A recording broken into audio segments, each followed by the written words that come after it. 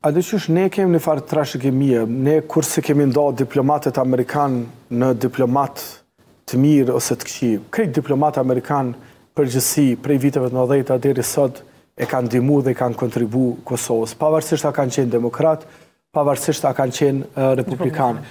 Unë kam shërby gjatë edhe në diplomaci, kam qenë në shumë takime ndërkombëtare me presidentin Thaçi, me ministrin Enver Hoxhaj. Dhe ne nuk bëjmë dallime mes individëve dhe shtetit që ata përfaqësojnë. Sepse kur e ke Richard Grenell përballë dhe ai ka qenë këshilltari presidentit amerikan, ai nuk është më individ, ai është Amerika.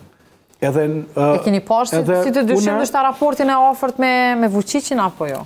Po jo, unë për shkak një kritik tillë se kum pa kur televizivet vendosen ndaj Angela Merkel, e cila e ka mbështet 24 orë Aleksandar Vučićin, edhe ekonomikisht, edhe politikisht. Unë kurse kum një lëvizjeve vendose të thonë Angela Merkel është pro-serbe se porrin me Vučićin. Se pra me Richard Grenell? Po sepse na jem të fokusuar edhe të, se me thonë, të fascinuar simbolikave. Edhe këto fakte që i përmenda për Gjermaninë, këto janë të parëndësishme për se me thonë, diskursin politik në Kosovë. Të na janë simbolikat, i ka kesh shumë Vučićit, kjo është me Serbinë dhe me Vučićit, ky ka nejt pak ma mrallë në fotografi, ky nuk e donë Vučićin. Unë mendoj që politika jashtme, natyrisht që funksionon edhe me simbolika, por nuk duhet të na fascinojnë simbolikat e tilla.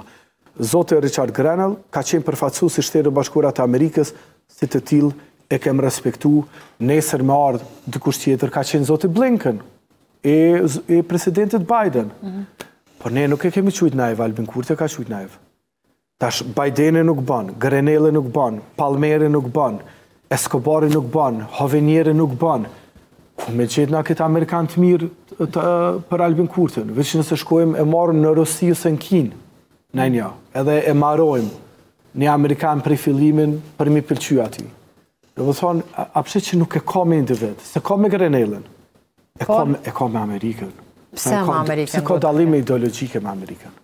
Ka dalime ideologjike, edhe pse Amerika pra është sponzori kryesori pavarësisë Kosovës dhe shqirimit. Prej 2005, se një zotin Kurti, kem bashkëpunuar, kam qenë gazetar atëherë, po merr edhe njerë që kanë 24 orë me to.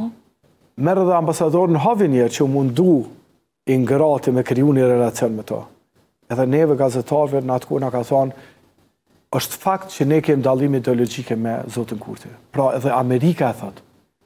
Edhe ata që njohin zotin Kurti e dinë që ka dallime tepër të mëdha me Shtetet Bashkuara të Amerikës. Prandaj për të Grenelli, Blinkeni, Bideni, Trumpi janë vetëm figura përmes të cilat ai munohet me rrit kultin e tij. Kurçë tjetër, nuk e ka me Grenellin.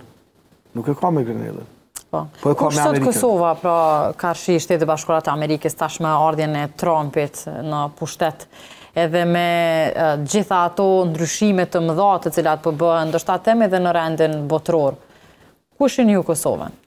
Po, unë mendoj që Kosova duhet të mësoj nga historia, duhet të mësoj nga trashëgimia 30 vjeçare që kemi pasur në diplomaci.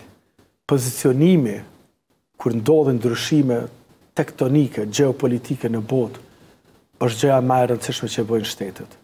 Dhe shtetet e vogla, që nuk kanë resurse, që nuk kanë ushtri, që nuk kanë ekonomi të fortë, edhe arin, edhe naftën, edhe ushtrin, e kanë aleancat, e kanë partneritetin. Kosova si një shtet i vogël, pa qëto resurse,